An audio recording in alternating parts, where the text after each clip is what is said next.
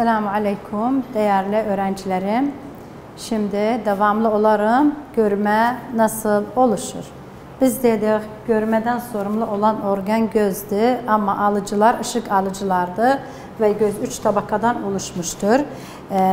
Dış, orta tabakanı açıkladık. İç tabakada da aynı açıkladık. Dedik ki orada ışık alıcılar var. Yani ışık alıcılar hemen bunun göz bebeğin karşısında bu bölgede bulunurlar. O da iki tür hücrelerdir. Koni hücreler ve çubuk hücreler. Koni hücreler bildik parlak ışınlara yanıt verir ama çubuk hücreler zayıf ışınlara yanıt verir. Ona da yardımcı olan içinde bir boya bulunur. Ona da söyleriz rodopsinan hücre boyası. Aynı zamanda burada varımızda görme sinirleri milyonlarca aksonlardan oluşur. Milyonlarca aksonlardan birleşirler. Görme sinirini oluştururlar. Bu görme siniri de hemen gelir beyinde arka loba yani oksipital lobda görmeni sağlar. Göreriz şimdi nasıl görme oluşur. Şimdi ışık dalgaları her bir yandan göz içine gelir. Hepsi bu göz bebeğinden gelir ne üzerine düşer? Lens yani göz merceği üzerine düşer. Göz merceği bu ışınları hepsini bir demet şekli yapar. Nereye yönlendirir? Taşır alıcılar. Işık alıcı. Işık alıcılar uyarılır. Uyarılanda görme sinirinde sinir akımı oluşur. Görme siniri ne yapar? Retinin derin bölgesinden bir sinir akımlarını alır, derin bölgesinden.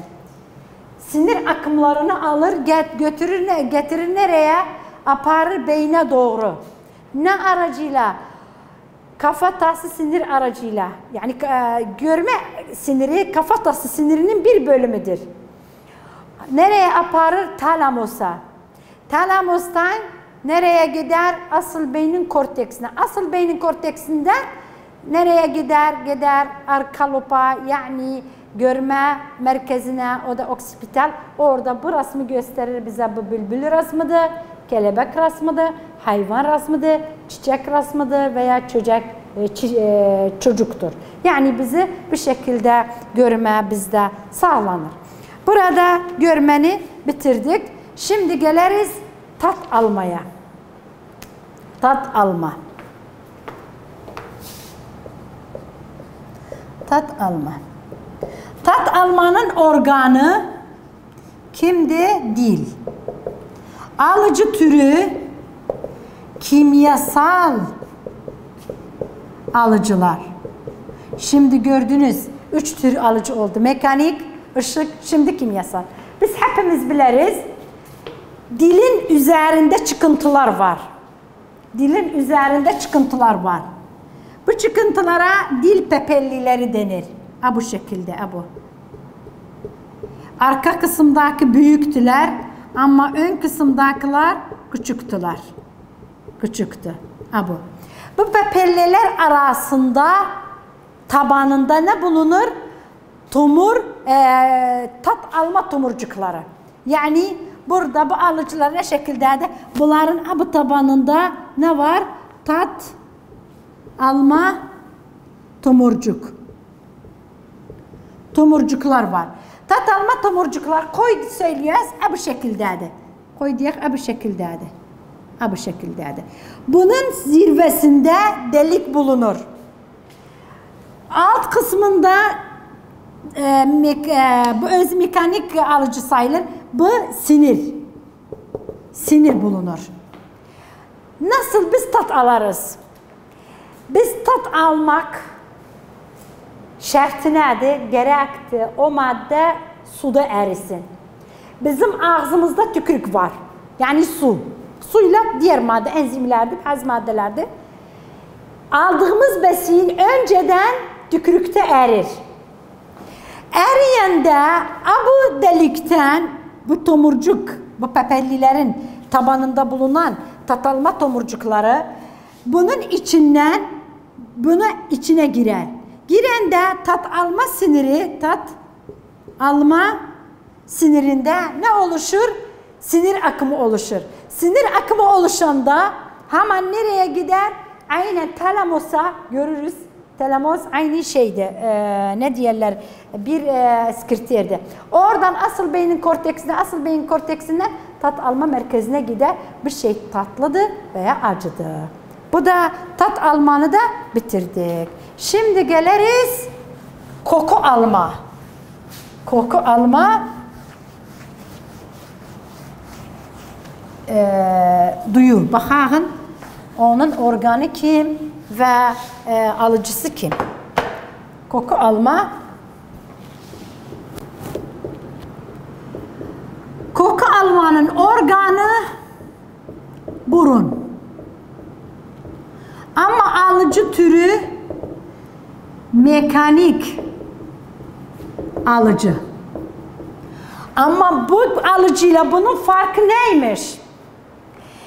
Tat alma mekanik alıcısı kim onu uyarır?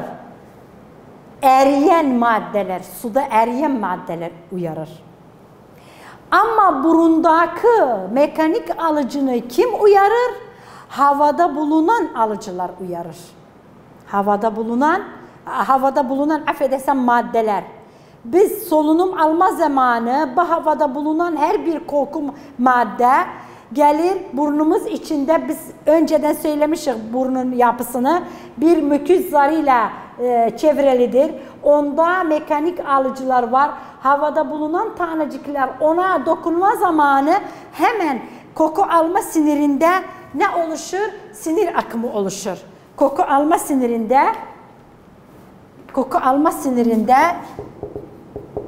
sinir akımı oluşur. Sinir akımı da nereye taşınır? İki yere. Bir, koku soğanlığı. O biri nereye taşınır? Amigdala. Tabii amigdala bizim kitabımızda yoktu. Türkçe bunu tanıtmayıplar. Orada o nedenle gerekti bunu yazağın amigdalaya gider. Burada amigdalaya gidenden sonra amigdala nedir? Diyerek terminal sistemin bir bölümüdür. Terminal. Arapçada tarafı yani çevre ama çevresel söylemeriz ta ki çevresel sinir sistemiyle bu bulaşmasın. Bu terminal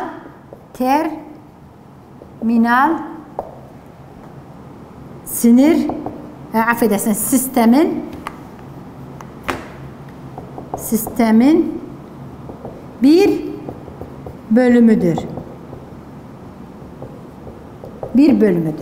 Anlan oradan amigdaladan bu koku alma nereye gider? Asıl beynin korteksindeki koku alma yani alın lobuna gider. O zaman biz biliriz bu koku kötüdür veya kötü değil. Şimdi neyimiz kaldı? Kaldı basınç ile ısı. Basınç ve ısı duyusu. Basınç ve ısı duyusu.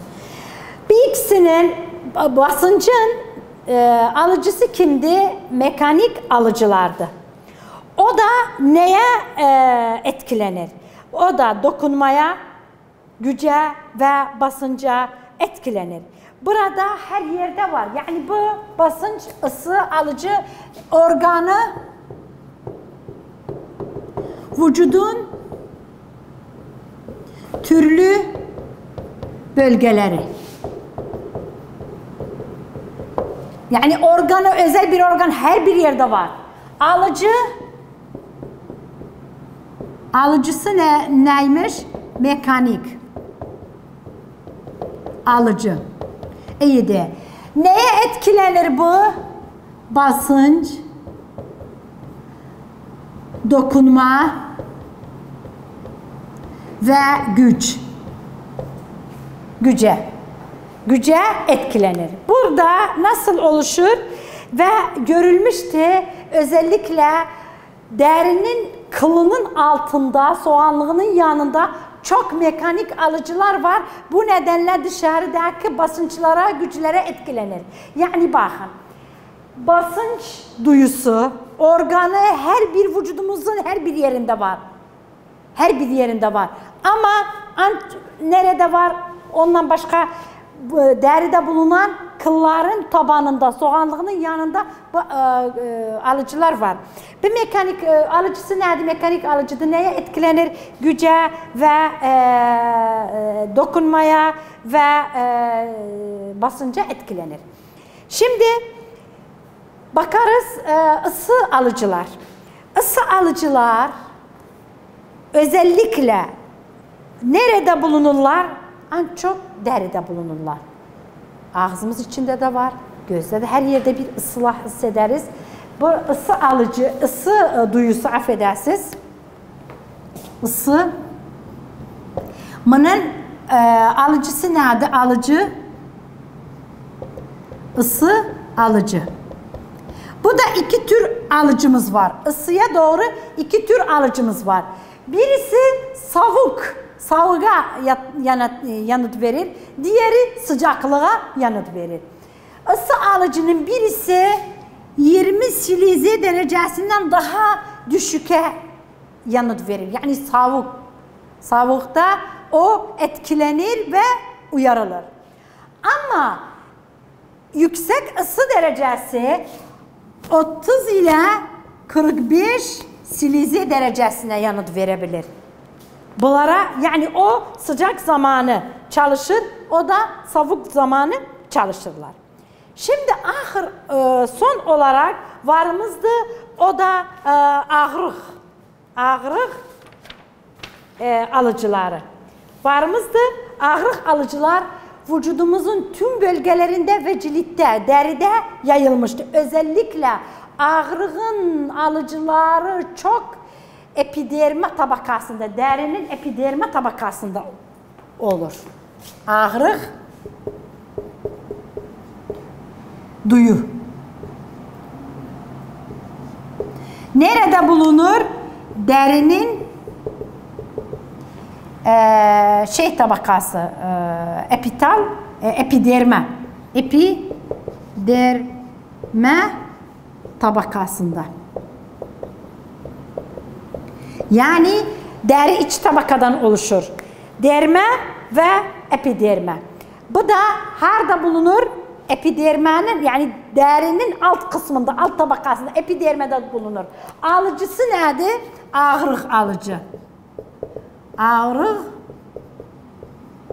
alıcı. Ağrık alıcıdır. Yani burada biz bildik basınç ve ısı ve ağrık alıcı. Her birinin türlüdür. Mesela basıncın dedik mekanikte. Isının ısı alıcıdır. Ama ağrığın ağrı alıcıdır. Tamam. Şimdi nasıl biz bunları ısıya, basınca, güce, ağrığa hissederiz? Önceden mekanik enerjiler, ısı ve elektrik ve ağrı ne olur? Önceden deride alıcılar etkilenir. Deride etkilenende sinir akımı oluşur. Sinir akımı nereye gider? Omuriliğine. Bakın. Hepsinde dedik direkt olarak başa. Çünkü görme, işitme, tat alma, koku alma hepsi başta. Yani o ne siniridir? Kafatası siniridir. Ama başkalar güçlü bular vücudun başka yerlerindedir. Deri ona etkilenir. Sinirde etki potansiyeli oluşur. Yani sinir akımı oluşur. Nereye gider? Omuriliğine. Omuriliğinde gider beyin sapına. Beyin sapında hangi merkeze gider? Duyu harekat merkezine gider. Duyu harekat merkezi de oradan taşınır nereye? Asıl beynin korteksinde bu hislerin merkezine taşınır. Bu şekilde biz bu duyuları bildik ve bildik nasıl bu duyulara biz etkilenir ve nasıl onlara cevap veririk. Şimdi geliriz 4'e, o da ilaçlar. Darman biz diyoruz. İlaç ve darman. Bakarız nasıl ilaçlar olur ve nasıl vücudumuza etkisi olur.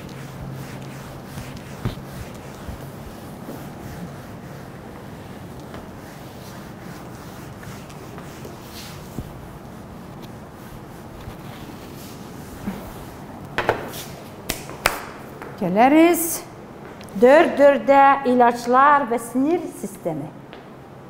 4 ilaçlar ve sinir sistemi. İlaç ne demektir? Her madde vücudumuz veya sinir sisteminde değişiklik oluşturmasıdır. Oluşturan maddedir. Yani nedir ilaç? Vücut veya sinir sisteminde değişiklik oluşturan maddedir. Tabii ilaçlar türümüz var. Normal ilaçlar biz normalce kullanabiliriz. Mesela iltihaplara karşı, mesela ağrıya karşı, mesela bir parasitol gibidir, panadol gibidir, elcisiktir. Bunlar normalce kullanabiliriz. Ama onlar da gerekli sınırlı. Sınırdan geçse o da etkisi olur vücudumuza. Ama başka bir ilacımız var. Ona da ne söyleriz? Diğer ruhsal olarak etkili ilaçlar. Ruhsal olarak etkili ilaçlar.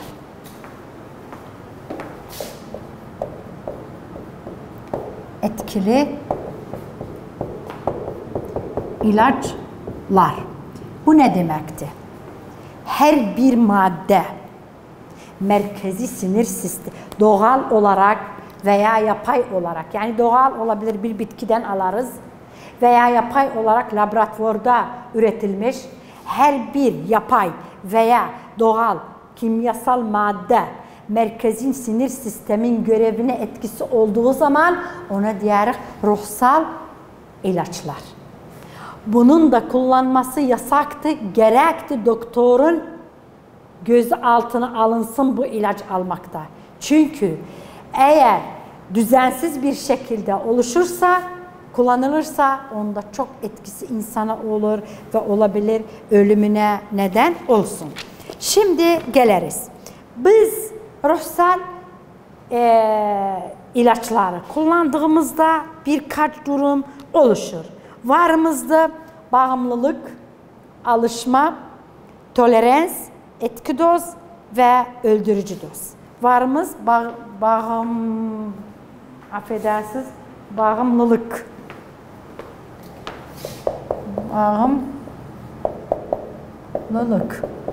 2 alışma, 3 tolerans, 4 aktifli doz, 5 öldürücü doz. Bunların arasında ne oluşur? Her birinin arasında oluşan çekilme durumu. Bakarız bunlar manaları nedir ve nasıl oluşur? Biz bir insan, bir kişi çok ruhsal ilaçları kullandı. Onun sinir sistemine etkisi olan mesela çok ani bir duruma oluştu. Çok kahrlandı, çok kötü durumlara oluştu. Onu tahammül edebilmedi, kalktı bazı ilaçlar kullandı. Onu ki merkezi yani onu dillendirir. Olabilir her gün bunu kullandı. O zaman bunda birkaç aşama oluşur. Eğer biz ruhsal ilaçları yani merkezi sinir sistemine etkisi olan ilaçları aşırı derecede kullandık. Biz aşama aşama ölüm için gideriz. İlk aşaması nedir? Bağımlılık. Bağımlılık nedir? Günlük faaliyetleri yapmak için ilacı kullanırız. Yani şimdi ben bir gün sabahtan kalktım. Gördüm güçsüzüm hadi bana bir uyuşturucu bir ilaç verin, uttum, aktifli oldum, çalıştım. Bunu daha çok kullandım. O zaman alışma. Alışma nedir? Hiçbir gün, hiçbir faaliyet yapabilmem ta ki bu ilacı kullanmasam. Yani bağımlılık nedir? Günlük faaliyet yapmak için yani yapabilirim o olmasa. Ben yapmak için bunu kullanırım. Ama ikinci ne demekti alışma? Alışma yani daha fazla ben ettim. Bunu kullandım. Yani ben bunu kullanmasam görevimi, günlük faaliyetlerimi yapabilmem. Sürekli alışmada ben bunu kullandım. Ulaşırım tolerans durumuna. Tolerans durumunda nedir? O zaman ben görevimi yapmak için daha çok ilacı kullanmaya ihtiyacım olur. Daha çok her gün daha fazla. Mesela bir gün olabilir 3 heble görevimi yaptım. 2 günden sonra olur 5 günden sonra yani yavaş yavaş aşama ben daha çok bunu kullanırım. Ondan sonra aktifli doz gelir. Aktifli doz ne demektir? Vücudumuzda direncilik ilaca karşı yapılır. Ne kadar çok ben onu kullanırım, onun etkisi bana olmaz. Olabilir o 3 tane, o 5 tane bana etkisi olmadı. Burada ne yaparım? Daha fazla ilacı kullanırım ta ki istediğim duyuya ulaşım. İstediğim duyuya ulaşmak için daha fazla ilacın kullanmasıdır. Bu aşamadan sonra biraz fazla ilacı kullansam öldürücü doz olur. Yani mesela olabilir benim vücudum dayanır 5 tane hebe almaya. Ama 6 tane bu habden kullandığım zaman beni öldürür. Öldürmeye ulaştırır. Yani bağımlılık günlük faaliyetini yapmak için ilaç kullanırız. Alışma o ilacı kullanmasam hiçbir şekilde faaliyetleri yapabilmem. Tolerans daha çok ihtiyaç olmaktır. O ilaca daha çok kullanmasıdır. Aktif doz ne demektir? İstediğim duyuya ulaşmak için daha fazla ilacı kullanmaktır. Öldürücü aktifli dozdan daha sonra gelir. Hemen ilaç kullandığımız zaman ölüme neden olur. Burada bunlar arasında bir durum var, çekilme durumu. Çekilme durumu nedir? İlaç bulunmadı. Biz alıştık o ilaca, tolerans aşamasına ulaştık. İlaç bulunmadığı zaman, kesildiği zaman bulunmadı, o zaman çekilme oluşur. Çekilme nedir? İlacın oranına bağlıdır. Eğer bir az ilaç kullanırsak, azdı oranı, bulunmadığı zaman bir az etki bizde görülür. Mesela baş ağrığı görülür, yeteneksizlik, güçsüzlük görülür. Ama eğer biz çekilme oranı çokla bizde oluştu, yani çok kullandığımızdan sonra bir çekilme ilaç bulunmadı, orada baş ağrığı, sinirlilik, bozulmak, baygınlık olabilir. O insan kendisini öldürsün hissetmeden. Bu çekilmedi ve öldürücü de bunda ölür. Şimdi biz bazı şeyleri alırız, bazı ilaçların etkisini alırız ve nasıl bunlar bizde oluşurlar. Varımızda kokain ve alkol ve tütün. Varımızda, affedersiniz,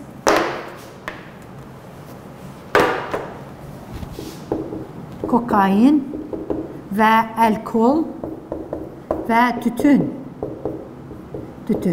Bunlar gerekli her bir bileğin uyarıcıdır veya baskılayıcı. Çünkü bazıları vücudumuzu uyarır, bazıları baskılar. Mesela kokain aşırı derece uyarıcıdır. Uyarıcı. Alkol baskılayıcı. Ama tütün uyarıcı. Tütün içinde ne var? Nikotin. 2 madde var. Nikotin ve katran. Nikotin uyarıcı. aşırı derecede uyarıcıdır.